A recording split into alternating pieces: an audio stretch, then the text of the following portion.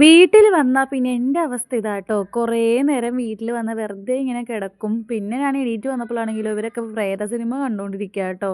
അത് കുറച്ച് നേരം കണ്ടപ്പോഴത്തേക്കും വാപ്പയും ഉമ്മയും കൂടി പോയി കടിയും ചായക്കുള്ള സാധനങ്ങളൊക്കെ വാങ്ങിച്ചിട്ട് വന്നിട്ടുണ്ടായിരുന്നു. ഇന്ന് ഞാനാട്ടോ ചായ വെക്കുന്നത്. എപ്പോഴും ഉമ്മയാണ് ചായ വെക്കുന്നത്. ഇന്ന് ഞാനാണ് ചായ വെക്കുന്നത്. ഉമ്മാക്കും വാപ്പാക്കും കൂടി ഹോസ്പിറ്റലിൽ ഒന്ന് പോകാനുണ്ടായിരുന്നു കേട്ടോ. അപ്പോൾ അവരവിടെ പോയി വരുമ്പോഴത്തേക്കും ഞാൻ ചായ വെക്കാമെന്ന് വിചാരിച്ചു. പിന്നെ വാപ്പ കൊണ്ടുവന്ന കടി ഞാൻ ആദ്യമേ 2-3 എടുത്ത് കഴിച്ചിട്ടുണ്ടായിരുന്നു കേട്ടോ. എനിക്കിഷ്ടമാണ് സവാളജ. ഞാൻ പറഞ്ഞിട്ടാട്ടോ സവാളജയും വാങ്ങിച്ചിട്ട് വന്നത്. സവാളജ മാത്രമല്ലായിരുന്നു കടിക്കായിട്ട് പഴംപൊരിയും ഉണ്ടായിരുന്നു കേട്ടോ. പിന്നെ ഇടയ്ക്കൊക്കെ ഞാനൊരു ഡാൻസൊക്കെ കളിക്കുന്നുണ്ട്. പിന്നെ ചായ അവിടെ ആകുമ്പോഴത്തേക്കും ഞാനിതാ മുറ്റത്തൊരു സാധനം കാണിച്ചത് കേട്ടോ. ഇത് നമ്മുടെ പള്ളിയാണ്, മുസ്ലിം പള്ളിയാണ്. അതവിടെ നോക്കി നിന്നപ്പോഴത്തേക്കും ചായ ഒന്ന് ചെറുതായിട്ട് തിളച്ച് പോയിട്ടുണ്ടായിരുന്നു. പിന്നെ ചായ ആയപ്പോഴത്തേക്കും ഞാൻ വേറൊരു പാത്രത്തിലോട്ട് പകർത്തിയിട്ട് എല്ലാവർക്കും ഞാൻ തന്നെയാണ് ചായ കൊണ്ടുപോയി കൊടുക്കുന്നത്.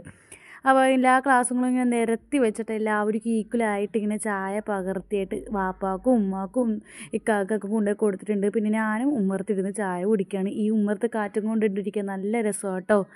അപ്പോൾ നിങ്ങൾക്ക് എൻ്റെ വീഡിയോ ഇഷ്ടപ്പെടാന്നുണ്ടെങ്കിൽ ലൈക്ക് ചെയ്യാനും സബ്സ്ക്രൈബ് ചെയ്യാനും മറക്കരുത്. പുതിയൊരു വീഡിയോ ആയിട്ട് കാണുന്നവരെയും ടാറ്റ ബൈ. സീ.